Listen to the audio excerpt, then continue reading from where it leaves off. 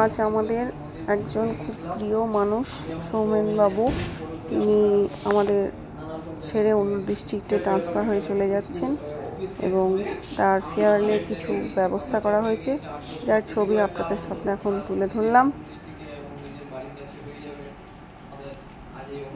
সৌমেন আমাদের রামপুরহাট কোর্টে গত 2-3 বছর থেকে আমি সৌমেনকে দেখছি। সৌমেন নতুন ছেলে হলে যথেষ্ট নিজের কাজের জন্য পারফেক্ট।